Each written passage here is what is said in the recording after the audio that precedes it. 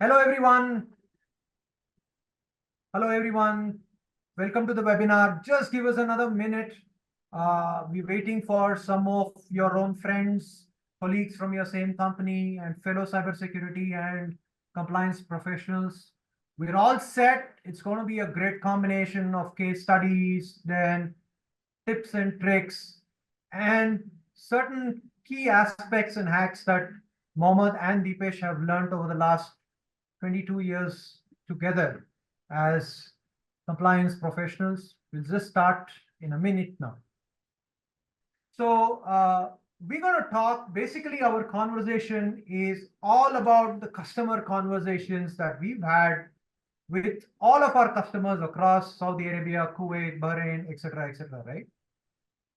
In essence, these are questions that customers ask us in their daily engagements, in their conversations with us as doubts or questions or fear, uncertainties. So we put in together a bunch of slides that are not going to say how great Alan or Paramount is, but what are the essential problems customers face? How do you solve those problems? And what are the resolutions that we can take to solve some of the problems? So go on to the next slide.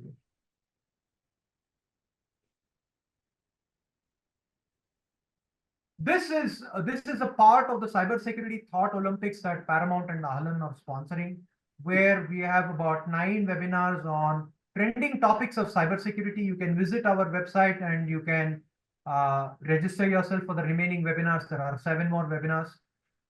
Without much further ado, let me introduce the speakers for this session.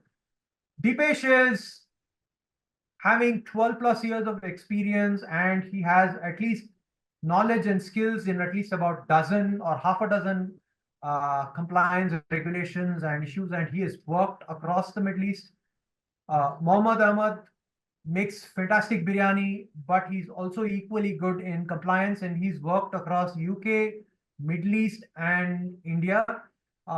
He has also implemented the FIFA Qatar 2022, which was a landmark project, and the client was very much in appreciation of it. They did this project in just 3 minutes flat. I mean, 3 hours flat, 3 months flat. Sorry, I got it right finally. Over to you, Deepesh. Let's roll. Thank you, Mukund, for the warm introduction. Hello, ladies and gentlemen. Let us look at the agenda for the day. There are 5 topics that we'll be covering today. We will be looking at why is regulatory compliance important? That's the age-old question. Why do we need to do it? What are the regulations in the entire landscape of GCC? We'll have a practical case study that we have ourselves came across. We have implemented and we have assured regulatory compliance with a particular customer. We have a couple of slides for the takeaways. We have checkbox versus value-driven slide. And we do have coverage on what are the practical tips that are a quick takeaway as soon as you close the presentation. And we have some key strategies that you can imbibe into your organization and also communicate with your stakeholders. Let us move to the next slide. Now, again, as I mentioned, it's an age-old question of why is compliance important? So look at the main 4 areas, right? We look at loss of trust and reputation. We look at data breaches and cyber security risk. We look at regulatory fines and penalties and security-aware culture. Now, let's focus on loss of trust and reputation. So we are all aware that media houses found on any of the organizations where security breaches have occurred. In this age of social media, considering Twitter and other social medias, it is very easy to be on the trending that we have breached. We have had a security breach and our customer information or employee information is out in the open. In order to ensure that we do not face such news, we do not trend on such parameters, why compliance? This is why the compliance is important, right? Now, 65% of consumers, including you and me, everyone in the audience would stop using the services if at all your service provider will get into a breach where your personal information is out in the open. And recently, we've had a breach where 14 million records for a delivery app were out in the open. Next one is data breach and security risk, right? On an average, as per 2023 records, data breach in the Middle East causes 7.45 million. As we understand, GCC is all about oil majorly, and majority of our oil sector are targeted by ransomware and various attacks across the region. And we wouldn't want to be in that scale, or we wouldn't want to be in that number where we are part of this 7.4 million contribution. Next is regulatory fines and penalties. A very straightforward thing. Whenever there is a regulations, be it local or international, are stitched together with penalties. Now, if you get into a security breach, and if the breach is materialized and impacting customers, your service providers, and the stakeholders, you will definitely get a breach or a hefty fine that you have to pay for it. So crossing, if you look at all the regulations combined, we have more than $1 million of penalties attached to it. In the regulatory for financial sectors, we have more than 100,000 to $500,000 of fine that can be, pushed onto a customer, pushed onto an organization where the security breaches are there. Last but not the least is security aware culture. Now, we have to answer the question that why do we need security awareness, right? Because it's not important from the compliance. No, we need to ensure that people are aware, because people are getting a lot of information directly from the banks, from the social media, what to do when it comes to cybersecurity. What are the basic awareness that needs to be given from a cybersecurity perspective. We have to ensure that security is imbibed in our culture. Security is imbibed as part of our organization culture. Nearly more than 75% of organizations prioritize security awareness, because no matter how much you invest on tools, no matter how much you invest on technologies, enhance your processes, refine them, improve them, monitor them, audit them, if a person is not aware and he supposedly clicked the link, once again, he supposedly clicked the link. Sorry, I think the poll came in once again. And he supposedly clicked the link, and you get into a breach, all your tools and technologies will be at the place where they are stagnant, and you will definitely suffer a loss, either a loss of reputation or either a loss of financial or legal penalties. So that's where awareness, in order to ensure that you have a security aware culture, compliance needs to come into picture. So all in all, this together ensures that you build a strong regulatory compliance to ensure that loss of reputation, data breaches, fines, aware culture are all addressed. Let me run to the next slide. Now, let us look at the cybersecurity regulation landscape for GCC. These are specific regulations crafted by authorities in the particular region to ensure government organizations, part of private organizations, follow this regulation to ensure that the objectives, the national objectives of the country, of the region, are met when it comes to cybersecurity. First one is KSA. So in KSA, the major authorities are SAMA and Insurance Authority. They have cybersecurity framework and they are governed by SAMA and IEA.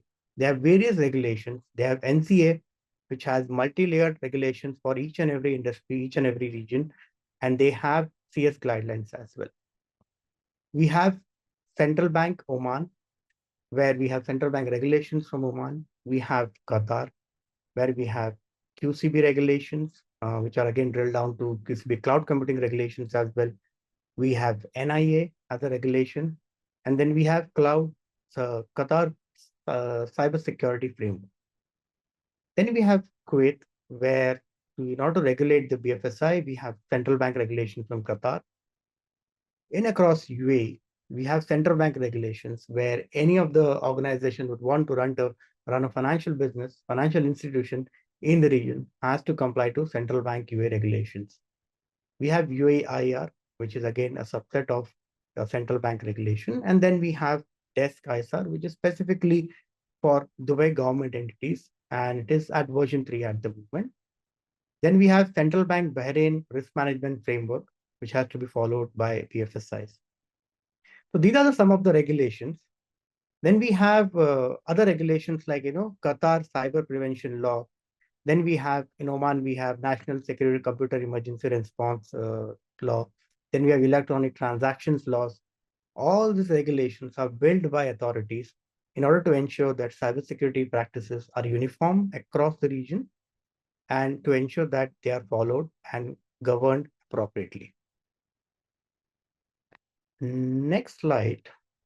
Let me move to Deepesh, before you go to the next slide, we're going to interrupt you for a second. We just need to put up a poll now. Sure. Great. Which compliance frameworks do you find it most challenging? We'll wait for a second, Deepesh, before we begin. Yes.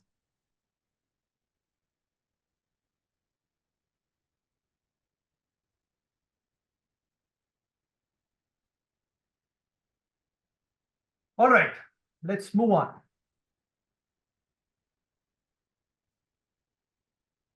Okay.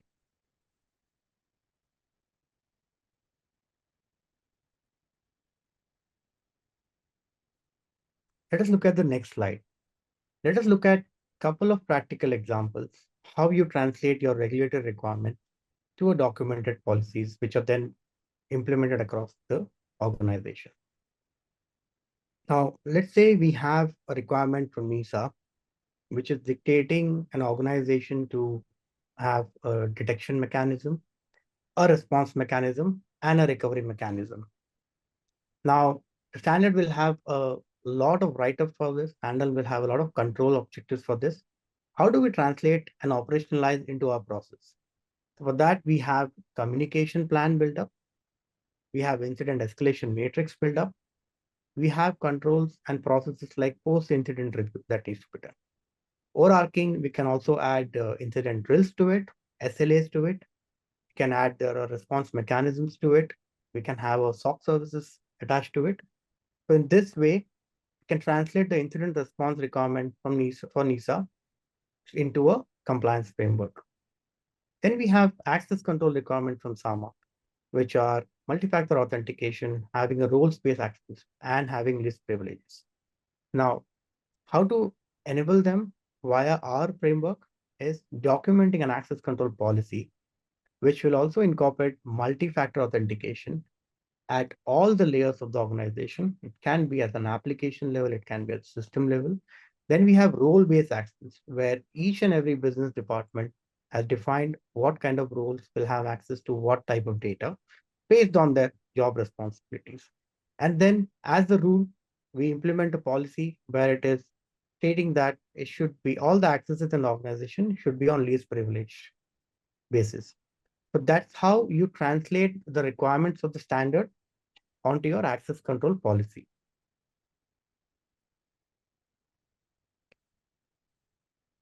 Okay.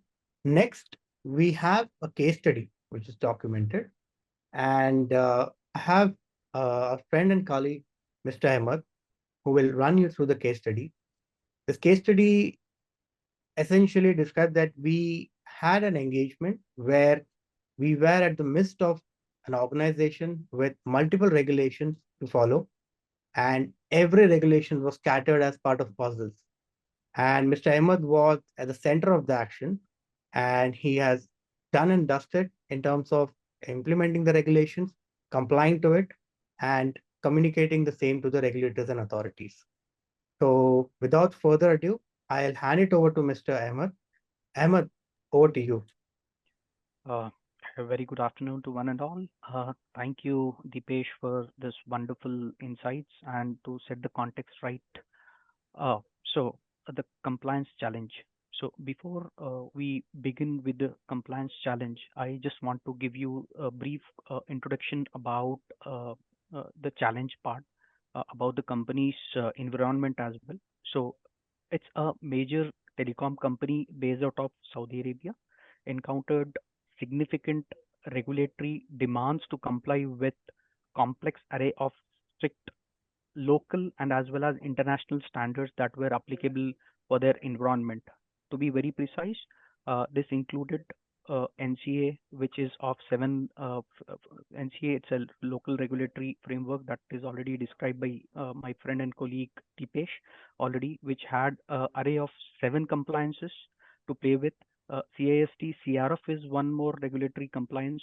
SAMA, CSF as the telco company was also offering many other services. So also as part of the services was financial services that they need to comply with the with the Saudi Arabian central bank regulatory requirements. Also adding to which PCI DSS also they need to comply because they were also using payment services. Uh, Apart from that, majorly they were following to implement international security standards like ISO 27001, ISO 27701, and ISO 27017. So, for them, failure to comply posed a serious risk of including hefty fines from the regulator. Not only hefty fine, more important for the regulator was its reputation. So reputation at its stake. So before I begin the challenges, as we know that telco is the backbone for the complete country. So it gives uh, uh, major services to the critical infrastructure across the organizations. So I will probably quickly move on to the major challenges part. So major challenges that the telco had was because of this multiple array of services that they were giving. So they had multiple applicable regulatory and security requirements to fulfill for which they had difficulty to bind all the requirements. To be very specific here, 13 to close to 14 security and regulatory and security requirements to operationalize and as well as implement them. So now they also lacked in a structured framework approach. So as multiple documents were created against the requirements that were in silos. Okay. Number two, they had a risk management framework, but they had trouble in maintaining a unified risk management framework approach against all the applicable requirements. As they had couple of risk management framework against the each requirements per se, they were maintaining a separate risk register, risk management framework for ISO 27001. For NCA, they were maintaining a separate one. So this was the operational difficulty that the organization was facing. Altogether, to adding to another challenge for us was training and awareness was not fully effective to meet the specific local and as well as international applicable requirements, because each of the local and applicable requirements has a unique set of training and awareness requirements from especially from a local regulatory that we'll be speaking about in the upcoming slide. So lastly, they face difficulty in conducting audits against all these 14 applicable requirements. Now, let's quickly move on how, as an individual, how as the organization, how as a team, we ensured that. Can we move on to the next slide, please? Yeah, All right. Ahmed, before you move on to the next slide, I just want to tell all the participants, because we had a few questions that came. You can ask your question at any point in time. There is going to be a separate Q&A session, but if you want to interrupt and ask us a question, please chat or raise your hand. We will allow you to talk to us and we can answer your very specific queries. In the meanwhile, if you can just press on the audience poll, that'd be awesome.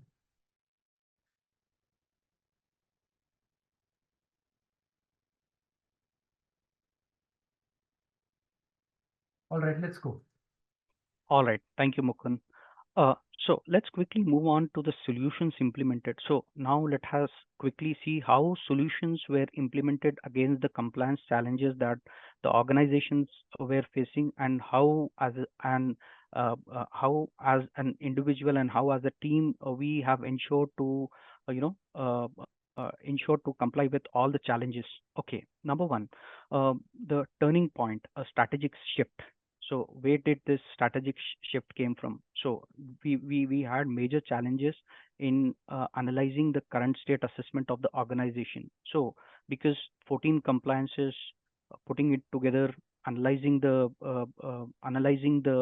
requirements, analyzing where exactly the organization stands was very difficult. So what we did is we performed an integrated assessment covering all the arrays of compliances, like from NCA per se, which has 7 frameworks, SAMA, CSF, CIST, CRF, ISO standards, applicable standards for the organization. So this was the first step towards the shift, by conducting a thorough evaluation to identify any shortcomings and inconsistency between their existing practices and the requirements of local and the global international standards that were applicable for the organization. Secondly, like I have already mentioned in the challenging part, that they were working in silos. So we had a challenge to build up a unified compliance framework. So we created a comprehensive unified compliance framework approach to streamline and address all the requirements of regulatory requirements needs in a structured way, that is in this case 13 to 14 compliances. So this framework actually provided a centralized repository of common controls and mandates, making it easier for the telco environment or the organization to identify, and especially for us to identify, understand, and implement necessary measures to ensure that they are on with the compliance. All right.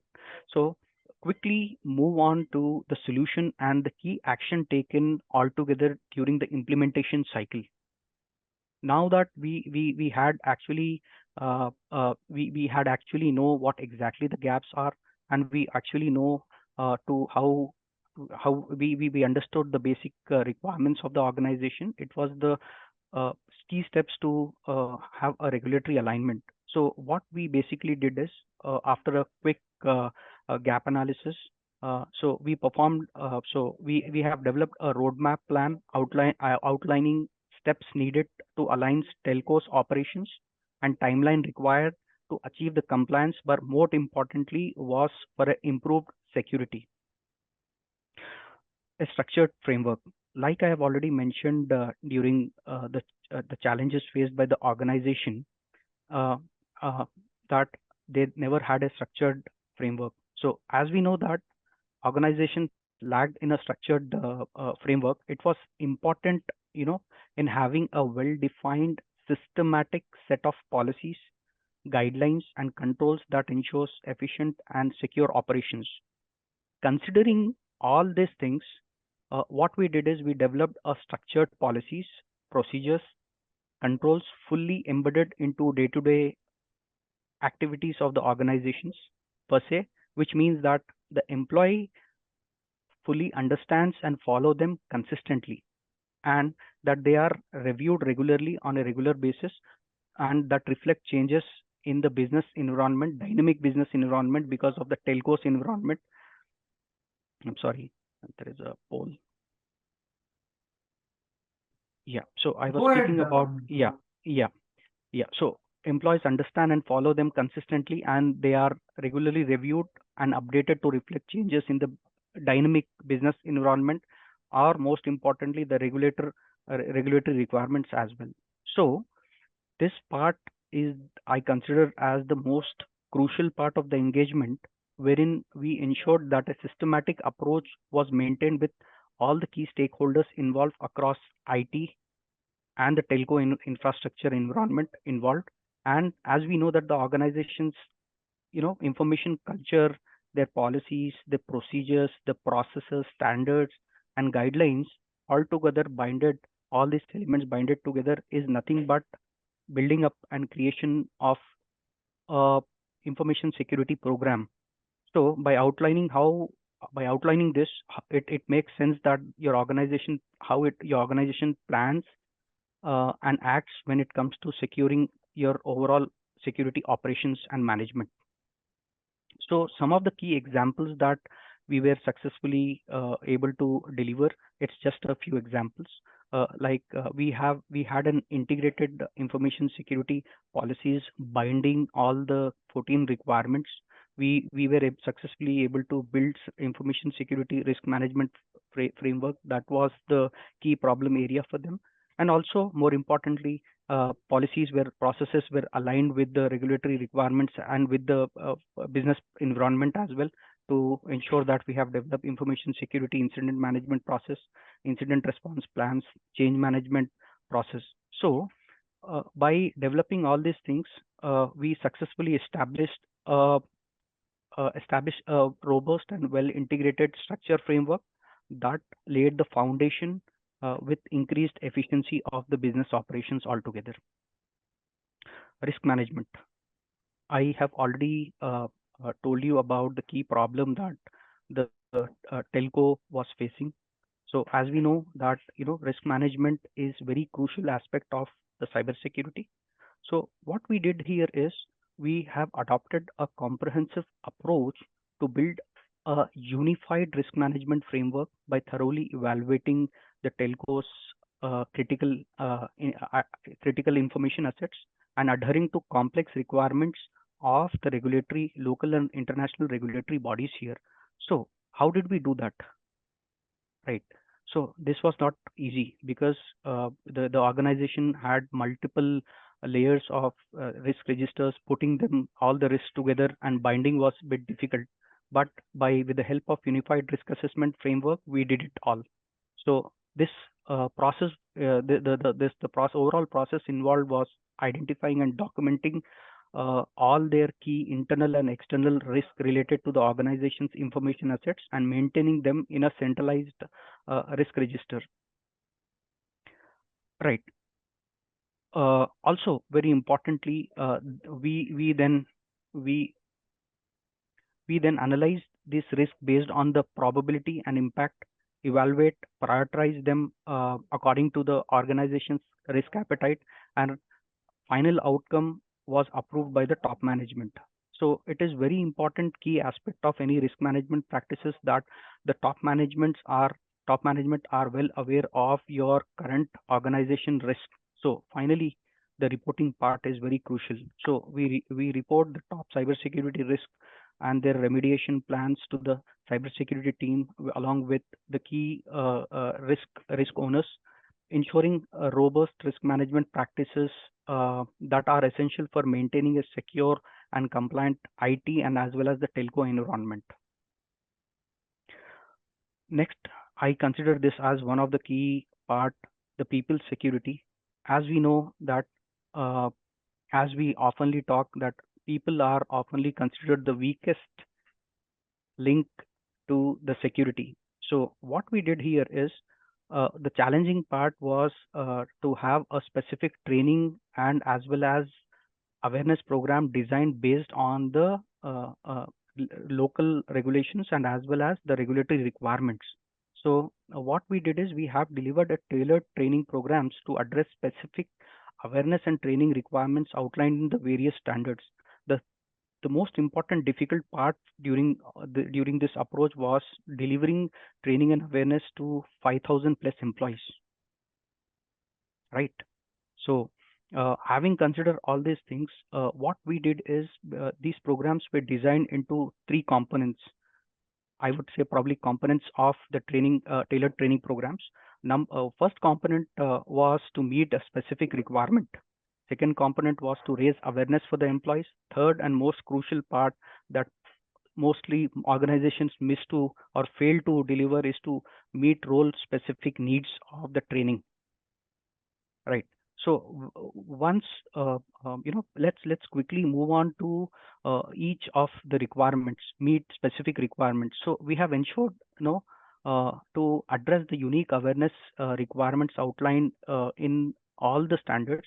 But if you say in the NCA, the local regulations have a specific requirements. For example, NCA data cybersecurity controls, which specifically points to the importance of covering topics like the risk of data leakage and unauthorized access to the data during its life cycle, complete data life cycle.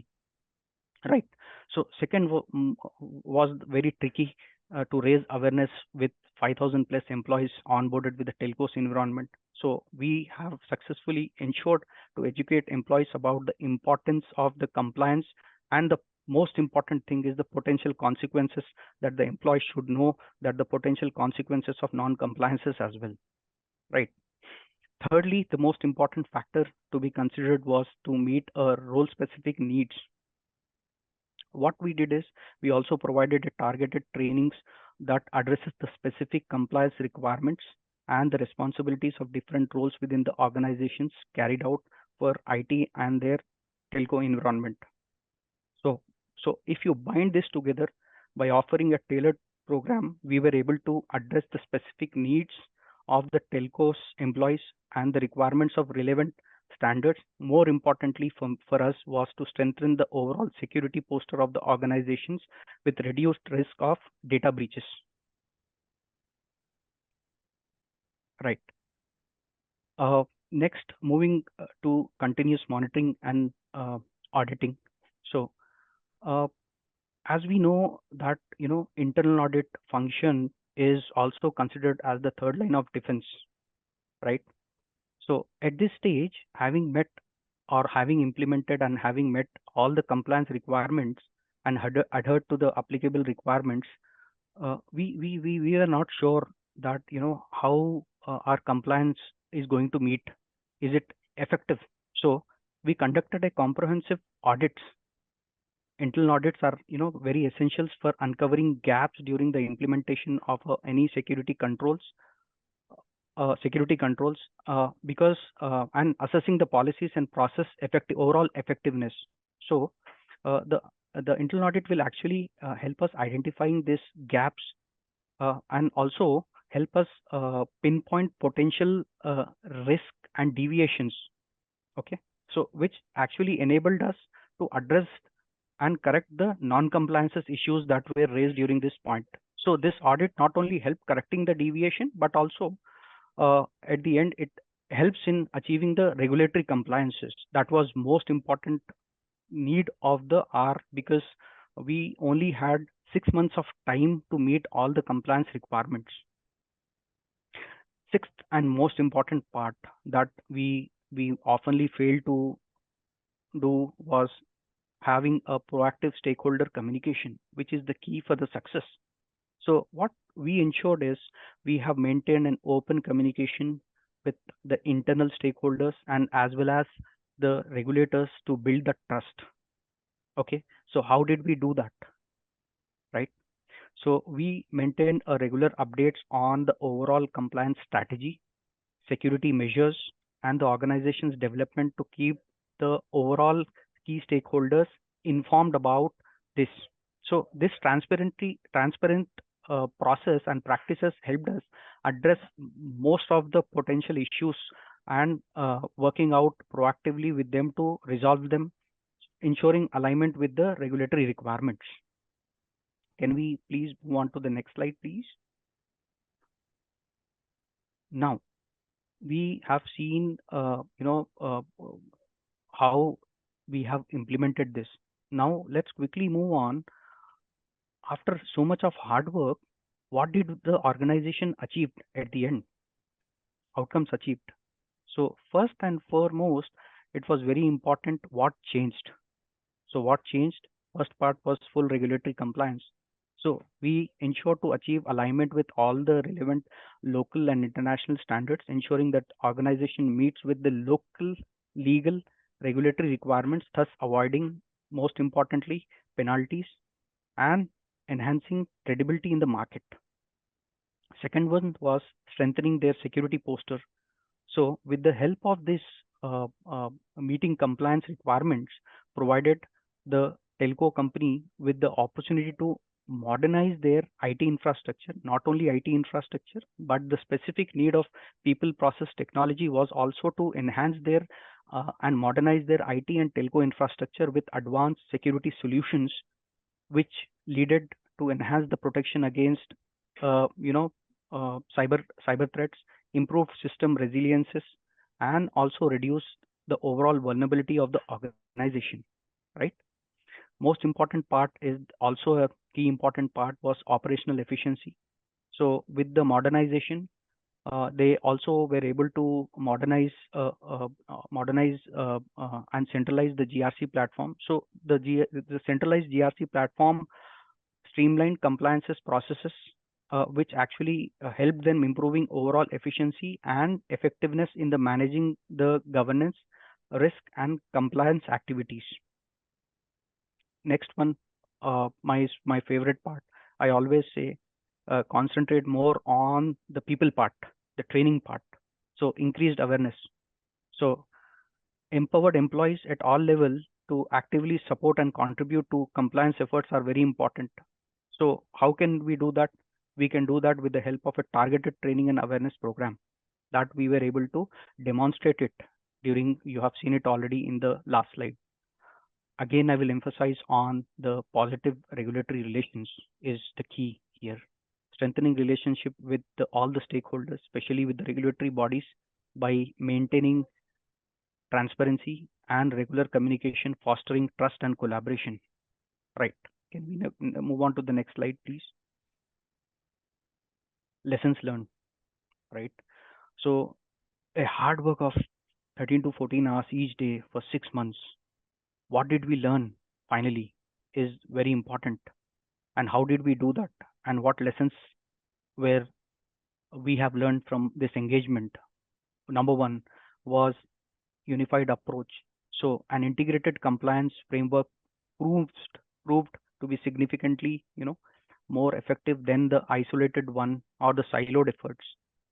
Secondly, risk-based prioritization. So we were able to focus on the most critical risk with the highest impact, ensuring that resources are allotted effectively to manage the most significant threats first. Culture buy-in, like I've already emphasized in my last slide, I'll be emphasizing again and again. Implementing comprehensive training and awareness program is very crucial for embedding compliance within the company's culture. Proactive monitoring, ongoing auditing and real-time monitorings are very essential for maintaining the long-term compliance. Strategic communication, maintaining regular and transparent communication with the regulators build trust and facilitate smoother compliance. With all these things, somebody rightly said, starting troubles are obvious for every successful ending. Finally, the hard work of 6 months paid it all, and we were able to comply with the complex applicable requirements with the needed maturity. This was all about the case study, and I would like to hand it over to my colleague Deepesh. Thank you. Thank you, everybody. And please, you are free to ask any questions. Ahmed, that was enlightening. Every time I have a conversation with you on this particular engagement, I think I always learn something new. Thank you so much, man. Okay, next, let's move on to the next slide, which is practical tips and key strategies. Okay, before we have a poll. How frequently does your organization conduct internal audit for compliances? You can key in your inputs.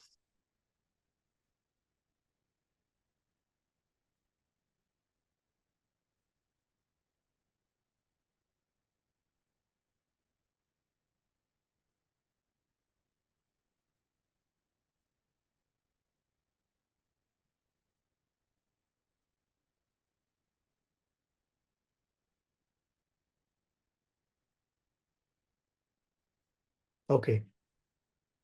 So the next section is practical tips and key Okay, strategies. Deepesh, I have a question. Yes.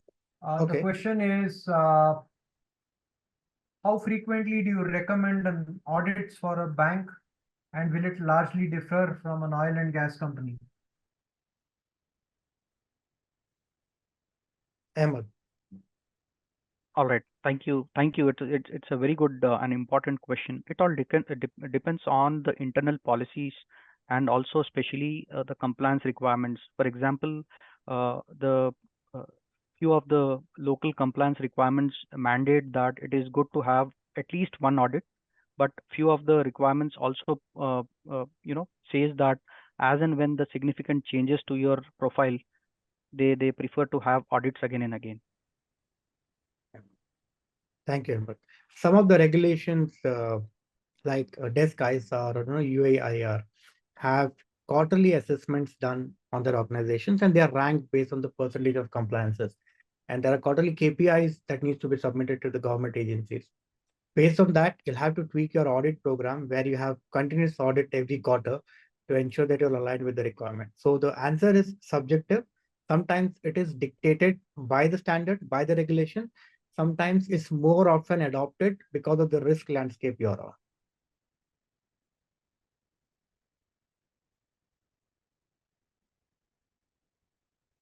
Mukund, any questions? No, carry on. Okay, thank you. So we have the next slide, which is practical tips and key strategies. This is the takeaway slide where when you leave this webinar, you'll have something to show and something to get onto your desk so that you're adding value to the organization. Now, specific next slide that we're talking about, I've had a large conversation with our marketing lead and basically fought with him or gave him a hard time to ensure that we have this slide and definitely steals some time. Uh, ever thought about, what do you reply when your organization's management is asking, apart from the holistic objectives that you're trying to achieve for cybersecurity, how do you break down values that you bring in when you do individual activities for cybersecurity, right? You'll not probably have straight answer to it because some things are generally for checkbox driven because you have compliance audits and regulations to fulfill and things are done in a gist. Whereas if you translate them to a value-driven approach, the entire conversation changes. The whole context of what you present to your management changes. The whole dialect and the language changes. So without further ado, let's just look at each and every areas that are mostly done from a checkbox perspective, but rather should be value-driven. So first is we have generic policies for compliance, right? Organization document policies for the standard sake of standards being asking to have a policy in place. Let's example for an incident management policy or training and awareness program, or you have your business continuity policy or access control policy. They'll have a cutout from the standard, change the language and dialect and send it across and get it approved. Instead, your policies should be talking about your governance goals. Your policies should be addressing the objectives that you've set. Your policies should be measurable against your KPIs. You should be able to quantify your policies compliance against the KPIs that you've set, which are directly adding to your strategic objectives and goals. So that's something which adds value to your conversations when you sit with the management and ask for an approval for a policy, for example. The next is yes, no compliance checks. We've all been there. We've all had consultants mostly coming to us and asking, do you have this? Do you have that? And they write a yes and no and say you're complying to this 90%, 10% is deficient. That's not how we go when it comes to compliance check. That's how no one should go. Even when you're doing a self-assessment, you should add substance to your assessment that you're conducting. For each and every question that is been asked, there is a front and a back. You need to understand what are the requirements that the standard is asking, what are the goals that we are trying to achieve, what this control will feed in to our objectives, what is the risk that the control is being addressed, and that adds a substance to the entire control instead of just saying an yes and no, and that will give a reasoning of why we need to implement or why we need to skip it, or why this partial compliance is good enough for me. That's where you add context to your assessments that you do and instead give a real true picture for your organization management to ensure that you are realistically providing your regulators with the current status of your assessments. The next is primitive awareness session. Again, you'll have consultants and awareness coming in. You'll have 5-7 slide deck on phishing simulation. You'll have a slide deck on how to manage your password. You'll have a slide deck on what are the best practices when it comes to hard copy information. That is quite primitive, if you ask me honestly, right? Awareness should be scenario based. We'll have to have people's attention when awareness sessions are done. You'll have to include gamification into your awareness. You'll have to include effectiveness measurement for your awareness. You'll have to include stimulation. You'll have to run a hacking marathon, for example, for your awareness. You have a live show for hacking, for example. So the users will be intrigued into coming and looking at the hacking session, for example. That will be a much more deviation from what they do on a day-to-day basis. And they'll be much more intrigued in looking at the content. In turn, helping you raise the awareness, because it is not about probably one slide deck. It is about the collective information that your employees will have for awareness, collective information that we feed to them on a regular basis to ensure they have the same dialect as we use when it comes to cybersecurity. That will ensure that your people are aware. People are aware not only in terms of what they need to do, but also aware in terms of what is happening across the globe for cybersecurity. So gone are the days when we talk about primitive awareness session, just a checkbox. We had one session and that's it. You need to include scenario-based awareness training, sir. The next is standard incident checklist and no drills. We've all been there, right? Organizations will have the best of monitoring tools, the best of forensic analysis, a stringent SLA to ensure that response and resolutions are on time, best detection mechanism to ensure that attacks are detected and stop that first. What we don't do is put them through test. So, for example, if you are running if someone is trained for uh, flying an aeroplane, okay, and they have done 100 hours or thousands of hours of simulation, will you be seated on a plane where the person has never driven a flight before, never driven a plane before? You will be hesitant to do that. Similarly, we'll have hundreds of training for incident response team, will have best of tools and technologies. But if they have never been through an actual simulation, actual cybersecurity breach, an actual attack scenario, you may or may not get positive results, or you may or may not be able to follow the procedures when an actual breach happens. That's why regular incident response drills are very important. Organizations do start with tabletop exercises to ensure that the response team and the management, including the crisis stimulation team, gets a feel of how an attack scenario actually is, how to respond to regulators. What is the conversation that needs to be done? Who will be communicating with to the, uh, the regulators? We have had a couple of drills conducted, in fact, last month, and we had a scenario where we said that the electricity and power transmission for a particular region would be blocked and one of the sites were down. The main challenge that we had as part of our learning from that is people were not sure what to communicate to the regulators. People were not able to put up a statement for the media because apparently that scenario included, we had, involved media as well in the scenario. So we had a session where we have to communicate to the regulators and to the media. And generally it's the communication and the PR team who does that. But they need to have inputs from the team, what to say, what not to say, what is the length and breadth of information that we can, expose to the outside world.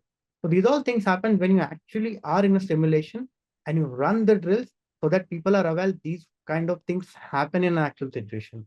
It's not just the tools and the books where you just match the SLAs and show that we are compliant. So that's something on the incident response drill will encourage everyone to do that adds value to your incident response process. Now, these two areas specifically cover the risk assessment. One is from a one-time risk assessment. The other one is for risk assessment to be done just for audit. The context is different. The answer is the same. The context is different.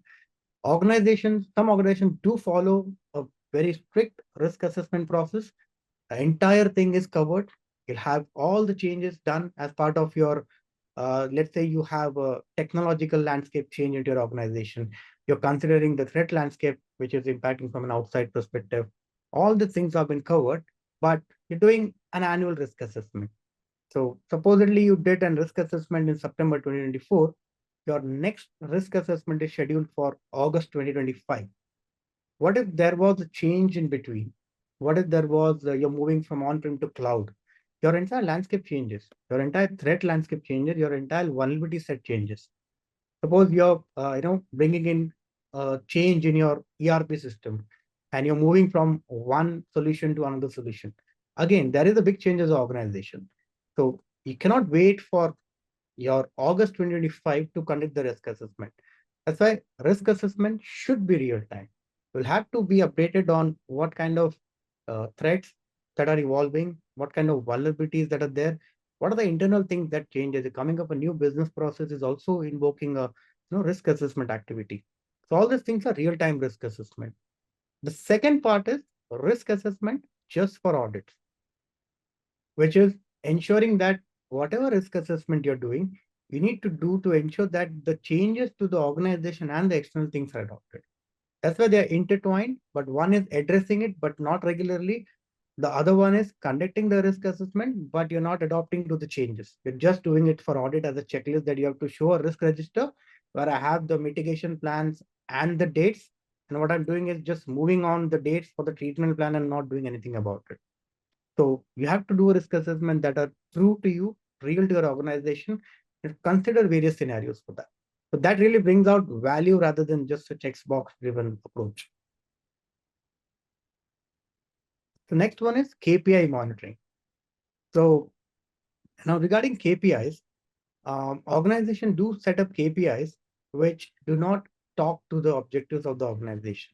We all know that when cybersecurity objectives are written down, they are written down considering the business objectives and the strategies that the business operates on. Your as an organization, for you, availability might be the most important thing, and you're not at all monitoring KPIs for availability. That's something that's concerning because their KPIs are not talking about the main objectives of an organization. You're less concerned about confidentiality, but more about availability. But the KPIs are otherwise documented and monitored. So similarly, the KPI shouldn't be just numbers. They should be context to the KPIs that you're monitoring. So you should have your KPIs aligned to the objectives, which are in turn aligned to your business objectives and strategies. So that's something that will give a realistic picture to management that, okay, I've given some objective, I've given some, thresholds to the organization IT, and they are measuring it against what we have adopted. And they can seamlessly integrate into their system. And last but not the least, everyone can agree, checklist-based audit versus risk-based audit. We, as a consulting organization, we come across a lot of requirements where the internal audit of an organization has done an audit and they have highlighted 5-6 points, and we need to do consulting based on that. So that becomes a priority for them apparently. But when we look at the findings that we are addressing, those are strictly against what is required by the standard. Like if you have this, if you don't have this, then it's an audit finding, which is true from an audit perspective. But while addressing those challenges, while addressing those findings, it is very important to understand which area of concern in terms of cybersecurity risk are we addressing. We have to do audits based on the context of what risk it brings to the organization. Standard might be saying you need to have encryption. You might say that I don't have encryption. Then you don't go and procure an encryption tool. You need to first understand, is encryption required by me? What is the risk that I'm addressing? What is the value of the risk? How critically it's impacting the organization? What is the losses that I'll incur?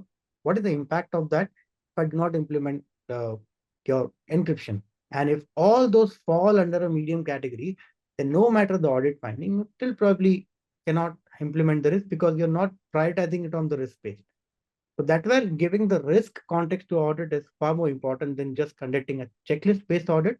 1, 2, 3, 4. This will probably not fly. So all these areas, which are very common, I think everyone will be facing those areas. To translate that into something that brings value to the table that can be taken to the management so that your convincing is something that gets a different tangent and it shows the ROI to the management, not from the financial returns, but the value you bring to the table. So you can, I would request everyone probably to take a screenshot of this, have it onto your desk. And whenever you have these kind of questions, what value do you bring to these areas?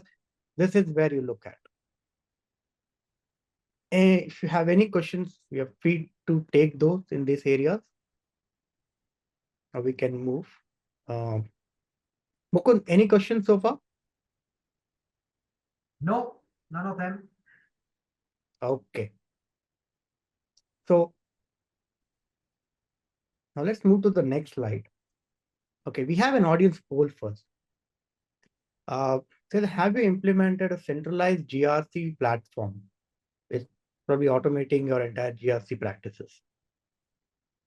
It'll hold up 5-7 seconds for people to answer.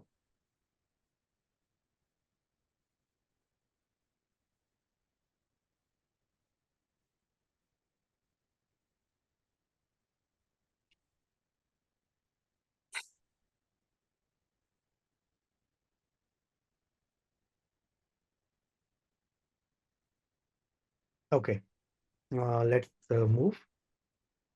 Now, these are certain. Okay, these are certain areas where our quick takeaways from practical tips and key strategies perspective. Divided into two. Practical tip is something which is actionable by day one, which is having clear policies and procedures, regular awareness and training, integrate security into your daily operations. Like probably if you sit in a car, you don't have to think twice before putting on a seatbelt. It should be integrated onto your day-to-day habits. Likewise, in security operations should be integrated into your daily operations. Then you have continuous monitoring and auditing, and then you encourage incident reporting. There are some quick tips that can help you, stitch up your regulatory requirement. The other part is strategies, where it's more of a management and approach level thing, where you get the leadership buying. You have your entire cybersecurity framework run on a risk-based approach. You foster a security-first mindset rather than convenience-first mindset.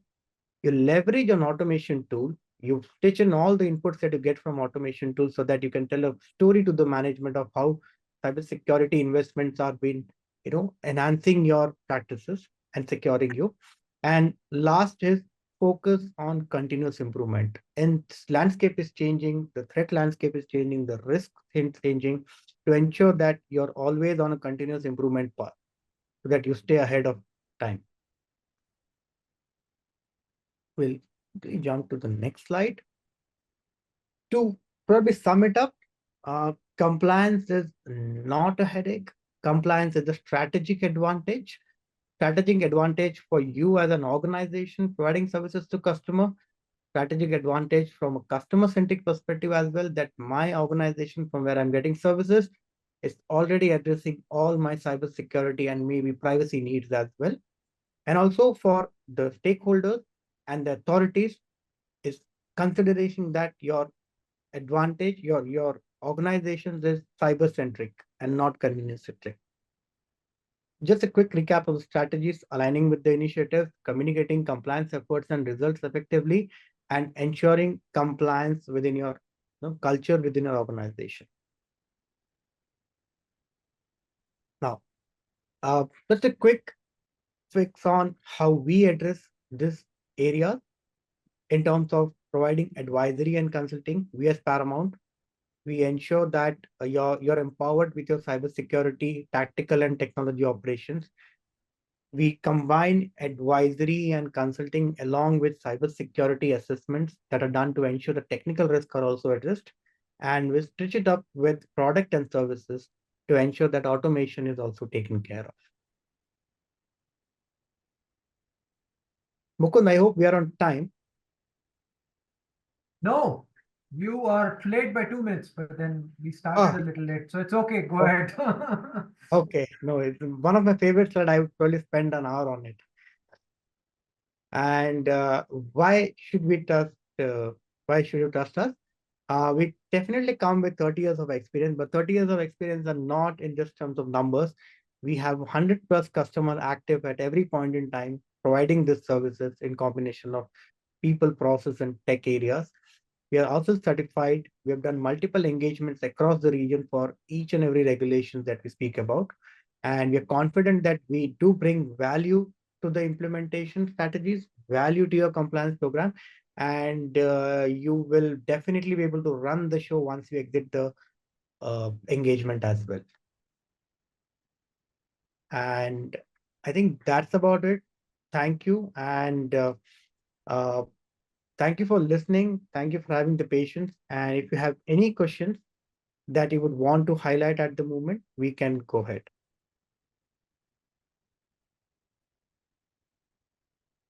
Mukund, over to you. To ask a question? No. No, if you can, All right, let me just wait for a minute before anybody has any yes, questions. If not, let's go ahead. yes. All right, I guess there are no more questions. Thanks everybody for your time. Thanks Deepesh and Mohammed for investing all you've learned. Please reach out to us for any questions or any doubts that you have. We are happy to do a one-on-one assessment. Thank you. Thank you. Thank you.